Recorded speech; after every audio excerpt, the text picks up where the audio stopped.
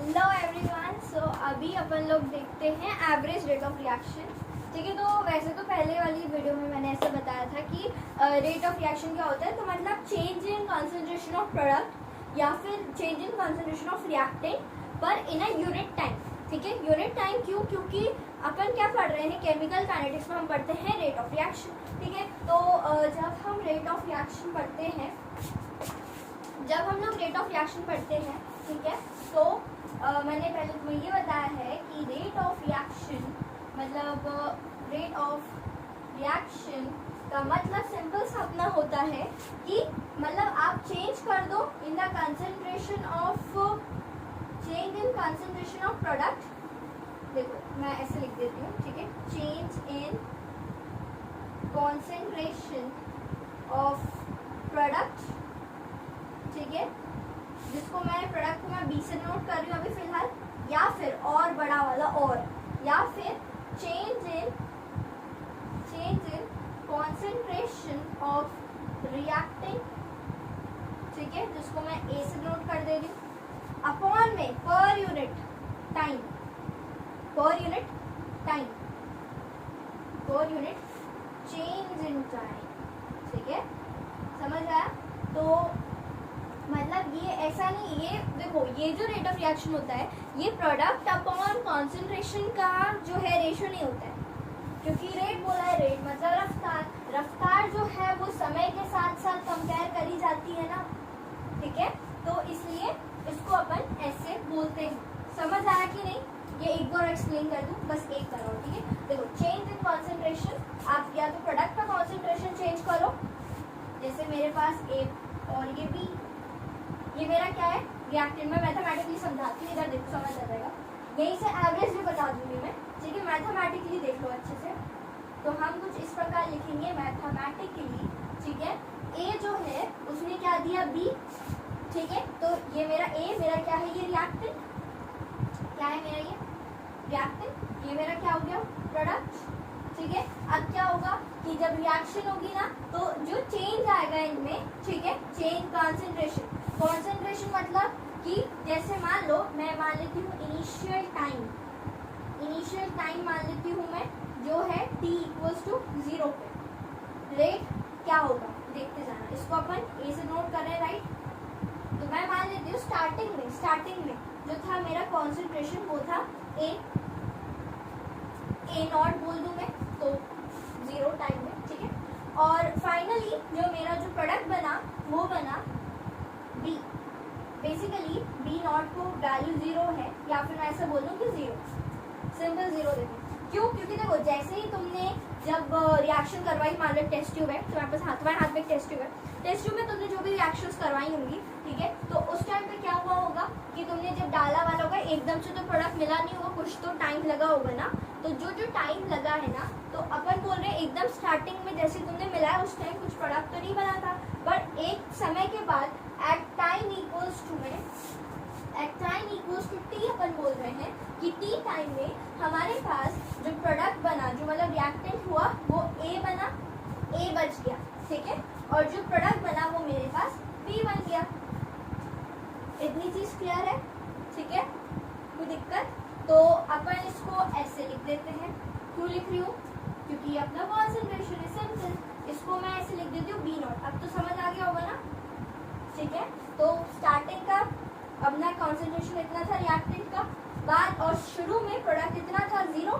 ठीक है, बाद में क्या हुआ, जैसे जैसे रिएक्टेंट अपना कम होता जाएगा समय के साथ साथ प्रोडक्ट जो है वो बढ़ता जाएगा। ये मैंने क्या बोला, समझ आया नहीं? देखो देखो देखो तो अभी बेसिकली अपन क्या पढ़ रहे थे, अभी हम पढ़ रहे हैं देखो रेट ऑफ रिएक्शन 2 टाइप के होते हैं, मैं पहले बता चुकी हूँ, एक एवरेज होता है, एक इंस्टेंटेनियस होता है। तो अपन रेट ऑफ रिएक्शन जो है पहला अपन पढ़ रहे हैं, number 1 is we are studying now average. Average ROR लिख दूं मैं, रेट ऑफ रिएक्शन होता है इसका मतलब, जानते ही हो आप। ठीक है, तो ये हो गया अपना एवरेज रेट ऑफ रिएक्शन।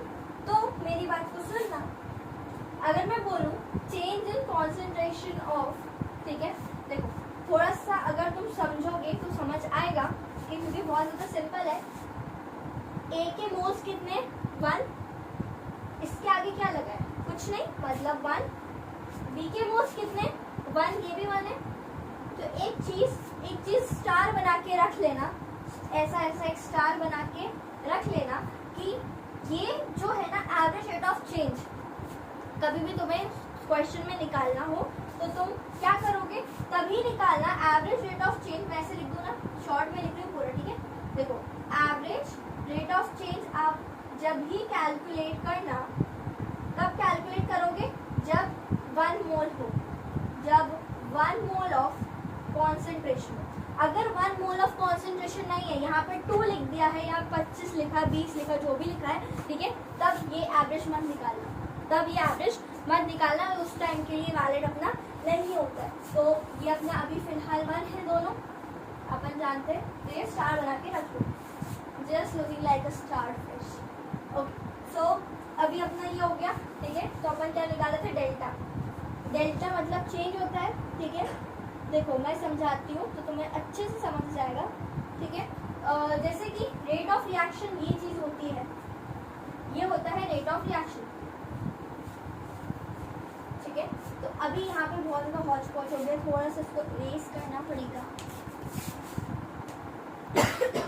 मुझे ऐसा क्यों लग रहा है कि यहाँ पे देखो देखो देखो अभी समझ जाएगा, जस्ट 2 मिनट की बात है। यहाँ देखो, हाँ देखो rate of reaction, average rate of reaction, ये अपना क्या होगा, चेंज इन कॉन्सेंट्रेशन ऑफ या तो रिएक्टेंट या फिर प्रोडक्ट, ठीक है, अपॉन में time taken for that change, समझ आया। तो इसको मैं अगर रिप्रेजेंट करना चाहूँ तो हम ऐसे लिख सकते हैं, क्योंकि मैंने रिएक्टेंट को क्या माना है, ए माना है ना मैंने, तो अपन लिखेंगे यहाँ पे डेल्टा लिखेंगे। अभी देखो फाइनल, देखो फाइनल माइनस इनिशियल करी, फाइनल माइनस इनिशियल अपॉन में टाइम टेकन, ठीक।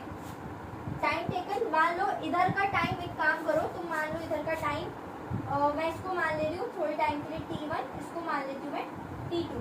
T2 की वैल्यू कितनी है T, और T1 की वैल्यू कितनी है 0। यहाँ पे आ जाओ, T2 माइनस T1, ठीक है। ये बराबर किसके होगा, बराबर होगा ये, इसको देखो फाइनल, देखो फाइनल B और इनिशियल कितना है B0 अपॉन में, यहाँ पे भी अपन ने T2 T1 मान लिया, T2 माइनस T1, ठीक है। तुम्हें पता है कि final minus initial is change is the average rate of change, ठीक है। तो यहाँ पे देखना ये हो जाएगा डेल्टा ए अपॉन में delta T minus equals to में डेल्टा B अपॉन में डेल्टा T, ये होगा प्लस। देखो मेरी एक बात सुनना, मैंने यहाँ पे, अब तुम बोलोगे कि मैम ये A और A0 था तो A ही क्यों लिखा, या फिर ये और ये था तो B ही क्यों लिखा। तुम कुछ भी लिख लो, ठीक है, तुम उसको कुछ भी लिख सकते हो। सपोज मैं इसको X मान ले रही हूँ और इसको मैं Y मान लेती हूँ। चेंज लिखने का तरीका, ठीक है, कुछ भी लिख लो, वो तुम्हारे ऊपर है जस्ट, ठीक है। इधर देखना, अब यहाँ पे बच्चों को एक क्वेश्चन आता है कि यहाँ माइनस क्यों लगा और यहाँ पे क्यों नहीं लगा फिर, और लगा ही क्यों, इसकी बात को समझना। तो माइनस हम क्यों लगाते हैं, क्योंकि देखो जैसे जैसे समय बढ़ता जाएगा, तो ये मेरा रिएक्टेंट है, ये मेरा प्रोडक्ट, तो जैसे जैसे मेरे पास मान लो मैं 10 मोल लेके आई, यहाँ पे 10 मोल लेके आई, अब यार रिएक्शन जब होगी तो मोल खर्च तो होगा। तो क्या हुआ, जब ये रिएक्टेंट प्रोडक्ट में तब्दील हो रहा था, जब ये प्रोडक्ट बनता जा रहा था, तो रिएक्टेंट कम होता जा रहा था और प्रोडक्ट बढ़ता जा रहा था। मतलब यहाँ पे कम होता जा रहा है रिएक्टेंट और प्रोडक्ट जो है वो बढ़ता जा रहा है, ठीक है। तो क्योंकि रिएक्टेंट समय के साथ घटता जा रहा है तो ये नेगेटिव हो गया, और प्रोडक्ट समय के साथ बढ़ता जा रहा है तो ये पॉजिटिव हो गया। क्लियर है, ठीक है। ये चीज नोट भी कर सकते हो एक बात को, है ना। या तो पता है, मैं एक बात बोल रही हूँ, अगर बच्चों को से कंफ्यूजन हो रहा है, अगर इस वेरिएबल में कंफ्यूजन होता है तो मेरी बात सुनो। यहाँ पे तुम क्या कर लो, इसको तुम a1 ले लो, इसको a2 ले लो, b1 ले लो और b2 की वैल्यू b ऐसे लेके भी काम कर सकते हो, ठीक है। तो a2 minus a1, b2 minus b1, तो यहाँ पे तुम्हें क्लियरली पता चल जाएगा, ठीक है। ये a, ये b, ऐसा भी कर सकते हो। देखो मैं वेरिएबल के साथ नहीं खेल रही हूँ, वेरिएबल तुम खेल लो जो तुम्हें वेरिएबल चाहिए, ठीक है। तुम्हें बस इतना पता होना चाहिए कि अगर मुझसे कभी भी पूछा जाए कि एवरेज रेट ऑफ चेंज क्या होता है, उसका मैथमेटिकल एक्सप्रेशन वो ये रहा, ठीक है। याद रखना, रिएक्टेंट में अपन नेगेटिव लगाएंगे, प्रोडक्ट में अपन पॉजिटिव लगाएंगे। फाइनली देखो तो अपने पास क्या बन जाएगा यहाँ पे, डेल्टा ए नेगेटिव का अपॉन में डेल्टा टी। इधर पे अपने पास क्या बनेगा, देखो पॉजिटिव में डेल्टा बी अपॉन में डेल्टा टी, ठीक है। बढ़िया है, दोनों बराबर है यहाँ पे। तो ये अपना हो गया एवरेज रेट ऑफ चेंज, ठीक है। इसको कॉपी करें जल्दी से नोट डाउन करें इसको।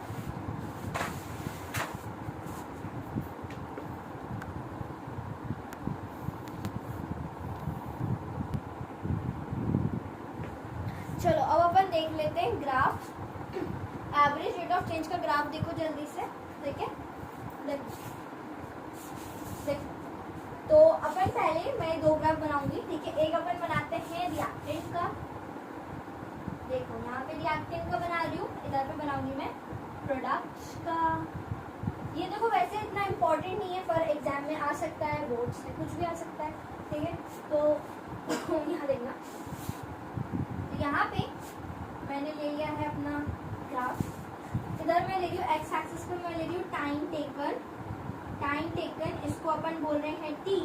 यहाँ पे मैं ले रही हूँ कॉन्सेंट्रेशन, जिसको मैं बोल रही हूँ a, रिएक्टेंट का लेना है अपन, ठीक है। तो इसका ग्राफ कुछ ऐसा बनता है, ठीक है।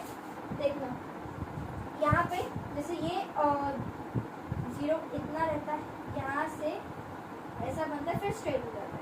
अब इसकी कहानी समझना, देखो क्या, इसको ऑब्जर्व करो थोड़ा सा। तो यहाँ पे टाइम t1 पे जो कॉन्सेंट्रेशन था वो a1 इतना था, ठीक है। देखो ना स्टार्टिंग में इतने टाइम पे देखो कितना ज्यादा कॉन्सेंट्रेशन है ना। या तुम देखो एक सेकेंड, हाँ इसका स्पीड पे मत लो, इसको एक काम करो यहाँ पे ले लो समवॉट, इधर जैसे ये है, ठीक है। देखो इधर पे ले लो, यहाँ पे ये t1 टाइम पे a1 कॉन्सेंट्रेशन था इतना, ठीक है। फिर देखो आगे जब तुम देखोगे ग्राफ में, तो इस टाइम पे t2 टाइम में ये देखो ना रिएक्टेंट का जो कॉन्सेंट्रेशन है ये देखो कम हो गया, a2 कम हो गया, ठीक है। तभी तो हम बोल रहे थे कि जैसे कि जो रिएक्शन अपन ने ऐसे दी थी, समय के साथ साथ ये कम होता जाएगी ये चीज़ और ये चीज़ बढ़ती जाएगी, वो चीज़ वैलिड है यहाँ पे। और एक चीज़ और देखो, अपन ने एवरेज पढ़ा था ना, देखो एवरेज ROR लिख दूँ मैं, rate of change equals to मैं a2 माइनस a1 अपॉन में time t2 minus t1 that is equals to में माइनस ऑफ a अपॉन में डेल्टा a अपॉन में डेल्टा t, ठीक है। तो अब आते हैं कहानी पे कि ये वाला स्टेट कैसे हो जाएगा, क्योंकि क्या होगा, इक्विलिब्रियम आएगा जब ये स्टेट का वो जब इक्विलिब्रियम अचीव होगा। अब बहुत से बच्चों को यहाँ कंफ्यूजन नहीं होना चाहिए, ठीक है, बट मैं क्लियर कर देती हूँ एक बार। देखो इसको एग्जाम्पल से समझते हैं।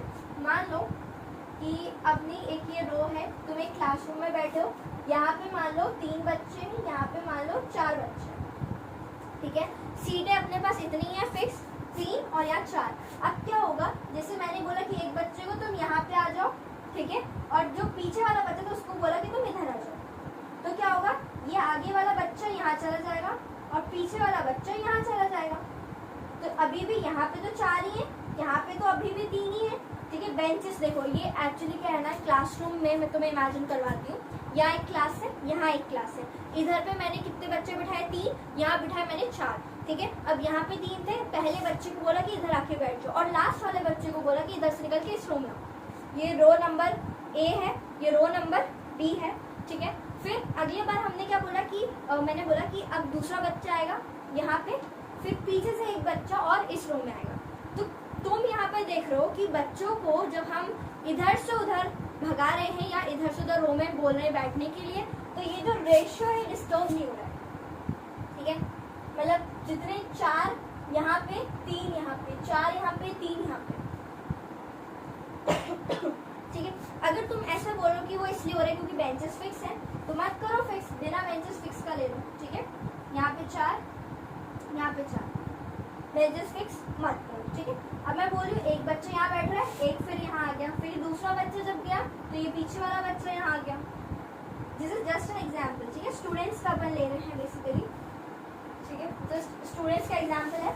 तो यहाँ पे ऐसा हो गया, तो क्या हुआ, यहाँ पे इधर अभी भी 4 ही है, यहाँ भी अभी भी 4 ही है, पर बच्चों की शक्लें तो बदल गई ना, क्योंकि यहाँ पे जो बच्चा अभी बैठा था, अब यहाँ पे वो दूसरा बैठा है। पहले इधर बैठा था वो बच्चा, अब वो इधर बैठा है। तो यहाँ पे क्या है कि जो बच्चों का जो नंबर है वो तो सेम रह गया। तो ये होता है हमारा इक्विलिब्रियम। जितने मोल्स आएंगे उतने मोल्स जाएंगे। अगर मान लो कि 7 मोल जा रहे थे तो 7 ही मोल्स वापस आ रहे हैं। ठीक है, पहले क्या हो रहा था, पहले हो रहा था अपना कि 7 जा रहे थे, 3 आ रहे थे, फिर 7 जा रहे थे, 4 आ रहे थे, फिर 2 जा रहे थे, 1 जा रहा था। ऐसे से करके जब इक्विलिब्रियम चलता गया, फिर अल्टीमेटली निकला कि यार 5 गए 5 आए, 5 गए 5 आए, 5 गए 5 आए, मतलब 5 मोल रिएक्टेंट प्रोडक्ट बनने गया और वही 5 मोल वापस भी आया। ठीक है, तो ये क्या हो गया, बेसिकली रिवर्सिबिलिटी की कंडीशन आ गई। ठीक है, तो क्या हो गया, इक्विलिब्रियम अचीव हो गया। तो इक्विलिब्रियम अचीव हो गया तो ये स्ट्रेट लाइन होगी, क्योंकि अब मैं T3 टाइम पे जब देखूंगी आगे तो मुझे दिखेगा यार ये अभी भी कॉन्सेंट्रेशन उतराएंगे। T4 पे आऊंगी मैं, फिर देखिए अभी भी कॉन्सेंट्रेशन उतराएंगे, फिर T5 पे आऊंगी मैं, अभी भी कॉन्सेंट्रेशन उतराएंगे। कॉन्सेंट्रेशन में कोई भी चेंजेस नहीं आ रहे। ठीक है, तो ये देख लो एक बार। तो ये अपना हो गया रिएक्टेंट का। अब अपन देख लेते हैं प्रोडक्ट की चीज। ठीक है, प्रोडक्ट का देख लेते हैं ग्राफ जल्दी से। आई नो तुम लोगों के पास टाइम नहीं है ना, जल्दी जल्दी खत्म करते हैं। देखो यहाँ पे इसका जो ग्राफ बनता है ना वो कुछ ऐसा बनता है। ठीक है, इसका ग्राफ कुछ ऐसा बनता है। अब ये देखो ये ग्राफ है ना, मैं ऐसा याद करके नहीं बनाई, एक्चुअली एक्सपेरिमेंटली बनता है। तो मतलब क्यों बन रहा है ना, तुम बोलोगे यार स्ट्रेट लाइन क्यों नहीं बन रहा, तुम इस इक्वेशन को देखो ना, y = mx + c, जो कि स्ट्रेट लाइन की इक्वेशन होती है हमारी मैथ्स में। अगर ये उससे कंपेयर हो जाती तो अपन स्ट्रेट लाइन बना देते हैं, लेकिन नहीं हो रही है ना, तो इसलिए ऐसे से बन रहे हैं। और ये बेसिकली एक्सपेरिमेंटली देखे गए हैं, तो ये तो अपना एक्सपेरिमेंटल डेटा है। ठीक है, अब देखो जल्दी से देखो यहाँ पे एट टाइम, यहाँ अभी भी मैं टाइम ले रही हूँ इधर पे, और यहाँ पे कॉन्सेंट्रेशन लिया है हमने B इधर पे। ठीक है, तो यहाँ पे जो है T1 टाइम T1 पे। ठीक है, अब ना यहाँ पे प्रोडक्ट कितना बना B1। ठीक है, फिर उसके बाद यहाँ पे आगे तुम देखो, यहाँ पे प्रोडक्ट जो है वो बन गया है।